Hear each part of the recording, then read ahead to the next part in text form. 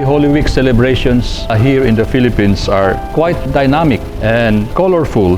During the Holy Week, we always have the Visita Iglesia wherever we are. We always look for 7 churches. We make sure that we participate in Way of the Cross. We go to church together. We attend the Mass together. The priests are also very busy in hearing confessions, celebrating the sacrament of reconciliation. Also the lay leaders of the church. Isip active na batanon sa RYM, aduna sad kami mga creativity. Gina-portray na mo ang Passion of Christ. Sayaw sa Lukay, sayaw sa Gloria. But in this time of the COVID-19 pandemic, They're not allowed to go to church or to attend masses.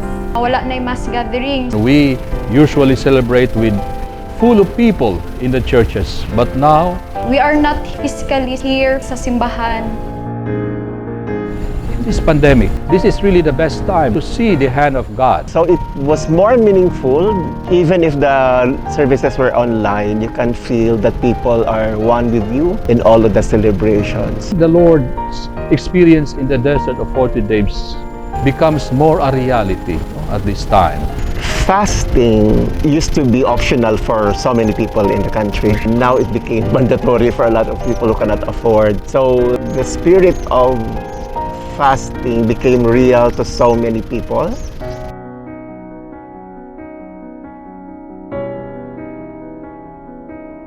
We met Nanay Elena because she knocked at the door begging for food. She said she crossed 4 checkpoints to get to the Redemptorist Church. She's a widow and her kids left the 2 grandchildren with her. She used to sell ice candy and ice drops. She would earn around 200 pesos. But since the quarantine, she didn't have any savings. They also went to the beach and looked for seashells for their soup. We gave her our food pack. She never thought she would be able to survive. In the past, she'd always been missed out in the list food. So when we gave her that, she almost cried and said she prayed for that morning. This particular tatay was begging in front of 7-Eleven. Well, he is a senior citizen, he is a Bajau and therefore indigenous people. Also a person with disability. He was illiterate. That profile should put him up the ranks in any social amelioration list. Social distancing is not an issue for the Bajau. People naturally move away from them even before there was COVID-19. There are many people like him who do not fit into the government's criteria and requirements, and therefore these are the kind of people who we need to fill the gap. We seldom find a Maranao begging. The Maranaos are known for their maratabat. They'd rather work hard or depend on the help of their family than beg from strangers. Bapaalan knocked at the high A's and gestured that he was begging for food. He was very weak. He couldn't even talk properly. He was a victim of the siege and they were displaced. So they moved to Iligan and tried to earn their living by selling. But because of the quarantine, he ran out of options. When he received the pack, he looked up the skies and shouted, Allah, Allah. When the volunteers looked back and they saw Bapaalan praying on the sidewalk, there are so many people like him who deserve the help that they need.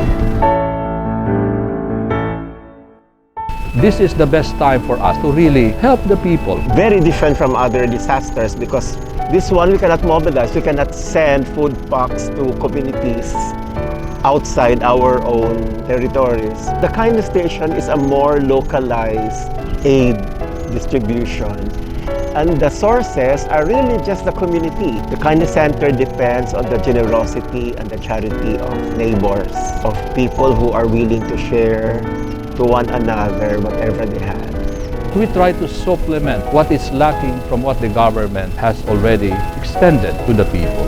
Ang target namo ng mga beneficiary is katong mga taong nawad-an og panginabuhian. We prioritize the daily wage earners. People who do not belong to the lists that's being given food relief by the government. These are, migrants and beggars and senior citizens who may not have access to food. We heal as one with kindness.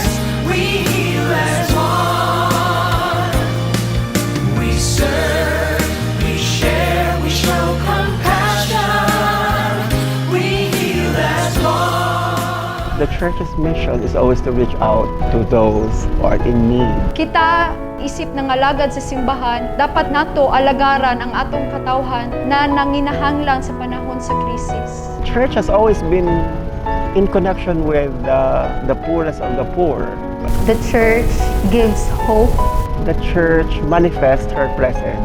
I think this is for me the best time to be a church of the poor.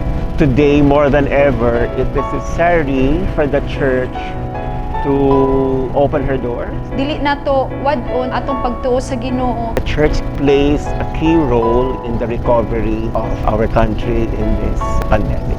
All shall be well in time.